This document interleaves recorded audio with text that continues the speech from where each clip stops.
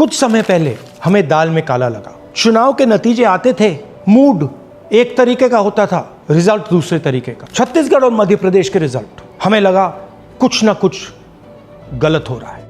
2018 में मध्य प्रदेश में चुनाव होता है, हम जीतते हैं। हमारी सरकार चोरी हुई थी। महाराष्ट्र में पहली बार हमें सबूत मिला। विधानसभा और लोकसभा के बीच में जादू से नए वोटर आते हैं और जहां भी इन नए वोटर्स ने वोट किया वहां वोट बीजेपी को गया।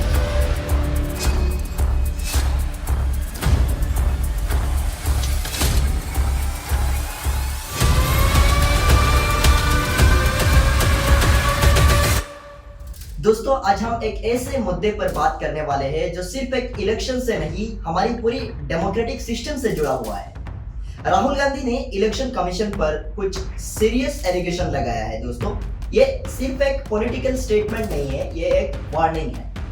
इस वीडियो में बीजेपी, कांग्रेस, इलेक्शन कमीशन सबसे सवाल पूछने वाले हैं। अगर आपने इलेक्शन जीता है तो अपनी वोटर रोल्स को ऑडिट करो, क्योंकि अगर महादेवपुरा जैसे केस अगर हर जगह हो रहा है तो डेमोक्रेसी का ट्रस्ट टूट रहा है। दोस्तों, चलिए शुरुआत करते हैं महादेवपुरा से, जहां से ये पूरा कंट्रोवर्सी स्टार्ट हुआ है। महादेवपुरा बेंगलुरु सेंट्रल में कांग्रेस ने क्लेम किया कि 1.25 लाख फेक वोट्स डाले गए हैं। ये नंबर सिर्फ एक स्टैटिस्टिक्स नहीं है दोस्तों, ये इलेक्शन रिजल्ट को डायरेक्टली इंपैक्ट करता है। हाउस नंबर 0 पर रजिस्टर्ड वोटर्स है दोस्तों, और फादर का नाम ABCDE इनवैलिड एंट्रीज है। एक ही एड्रेस पर 10,452 वोटर्स है।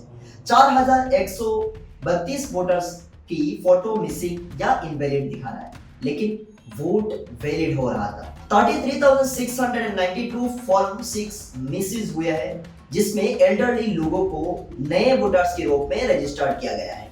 दोस्तों, ये सब डाटा मैनिपुलेशन का एग्जांपल है। अगर ये एक कॉन्स्टिट्यूएंसी में हो सकता है तो पूरी नेशनल लेवल पर भी हो सकता है। ये राहुल गांधी का एलिगेशन है, लेकिन सिर्फ नंबर से बात नहीं बनती। अब देखते हैं कि इन क्लेम्स को वेरीफाई कैसे किया गया है, जिसके लिए डाटा एनालिसिस का बहुत ही बड़ा चैलेंज फेस करना पड़ा। कांग्रेस को वोटर डाटा का सॉफ्ट कॉपी मिला, लेकिन OCR कंपेटेबल नहीं था। इस वजह से उन्हें थाउजेंड्स ऑफ पेज प्रिंट करने पड़े और मैन्युअली चेक करना पड़ा। दोस्तों, 30 से 40 लोगों की टीम ने महीनों तक काम किया। ये प्रोसेस ट्रांसपेरेंट होना चाहिए था, लेकिन इलेक्शन कमीशन ने CCTV फुटेज डिलीट करने की परमिशन दी। दोस्तों, ये फुटेज पोलिंग बूथ की बाद 5 PM की बाद की वोटर्स को दिखाता है। ये सब क्वेश्चन उठाते हैं कि इलेक्शन कमीशन की ट्रांसपेरेंसी कितनी है। अब सवाल उठता है कि अगर ये इरेगुलरिटीज किसी पार्टी की जीत का रीजन बनी तो क्या वो पार्टी ऑडिट से डरते हैं? चलिए बीजेपी की तरफ से चलते हैं। दोस्तों, महादेवपुरा में बीजेपी 33,000 वोट से जीती, जबकि बाकी 7 असेंबली सेगमेंट्स में हार गई। ये मार्जिन सस्पिशियस लगता है। अगर बीजेपी को अपनी जीत पर भरोसा है तो ऑडिट से डर कैसा है? महाराष्ट्र, यूपी, गुजरात सब जगह वोटर लिस्ट का ऑडिट होना चाहिए। क्लीन मैंडेट तभी स्ट्रॉन्ग होता है जब उसकी क्रेडिबिलिटी हो दोस्तों। लेकिन यहाँ सिर्फ बीजेपी को ब्लेम करना सही नहीं है। कांग्रेस भी पावर में थी तो उनकी भी जिम्मेदारी बनती थी। जैसे कि कांग्रेस कर्नाटका में पावर में थी, तो अगर वोटर फ्रॉड हुआ तो पहले क्यों नहीं रोका? इलेक्शन के बाद एलिगेशन लगाना इजी है दोस्तों, लेकिन प्रोएक्टिव एक्शन लेना भी बहुत ही जरूरी है इसमें। महाराष्ट्र में भी कांग्रेस कोalition में है, वहां भी वोटर रोल ऑडिट होना चाहिए। अगर डेमोक्रेसी को बचाना है तो हर पार्टी को अपने जीते हुए एरियाज में भी चेक करना होगा। दोस्तों, अगर ये सब एक जगह हो रहा है तो और स्टेट्स में भी होने का बहुत ही चांसेस है। चलिए नेशनल लेवल पर नजर डालते हैं। वेस्ट बंगाल, बीजेपी और TMC एक दूसरे पर ब्लेम कर रहे हैं। दिल्ली में आम आदमी पार्टी ने वोटर फ्रॉड का एलिगेशन लगाया है। बिहार में एक आदमी 138 वोटर्स का फादर बना दिया गया है।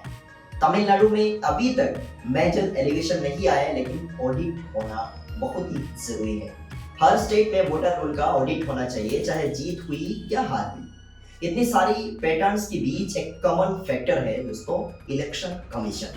इलेक्शन कमीशन की अकाउंटेबिलिटी। इलेक्शन कमीशन ने राहुल गांधी की एलिगेशन की डिटेल जवाब नहीं दिया, सिर्फ यही बोला कि ओथ लेके सबमिट करो। लेकिन एक्सपर्ट्स कहते हैं कि ड्राफ्ट रोल स्टेज खत्म हो चुकी है। CCTV footage, form 17C, VVPAT slips, ये सब पब्लिकली अवेलेबल होना चाहिए। इलेक्शन कमीशन की क्रेडिबिलिटी तभी बनेगी जब वो ट्रांसपेरेंट हो। लेकिन यहाँ इलेक्शन कमीशन से भी ज्यादा डिस्टर्बिंग है मीडिया का साइलेंस। अब बात करते हैं मीडिया की जिम्मेदारी की। दोस्तों, मेन स्ट्रीम मीडिया ने इस इशू को कवर नहीं किया। ये साइलेंस बहुत ही डेंजरस है। मीडिया का काम है पब्लिक इंटरेस्ट की इशू को हाईलाइट करना। अगर मीडिया भी न्यूट्रल नहीं रहेगा तो पब्लिक को सच कैसे पता चलेगा? अब इसी से रिलेटेड सवाल उठता है कि हम क्या कर सकते हैं। तो अब हम सबको मिलकर डिमांड करना चाहिए कि बीजेपी अपनी जीती हुई स्टेट्स पे वोटर रोल का ऑडिट करना है। कांग्रेस अपनी गवर्न स्टेट्स पे ऑडिट करो। Election commission digital voter roll, CCTV footage, form 17C, VVPAT data release करे। मीडिया इस इशू को सीरियसली कवरेज दे और सिटीजन्स अपना वोटर रजिस्ट्रेशन चेक करें और वोटर हेल्पलाइन ऐप यूज करें। ये सिर्फ एक पार्टी का इशू नहीं है दोस्तों, ये डेमोक्रेसी का इशू है अगर ये सच हुआ। अब वीडियो को एंड पर आते हैं। अगर आप डेमोक्रेसी में बिलीव करते हो तो इस वीडियो को शेयर करो। आप अपनी राय को कमेंट बॉक्स पे डाल सकते हैं। मिलते हैं अगले वीडियो में। और आपने अगर चैनल को सब्सक्राइब नहीं किया तो प्लीज सब्सक्राइब कर लीजिए। जय हिंद, जय डेमोक्रेसी।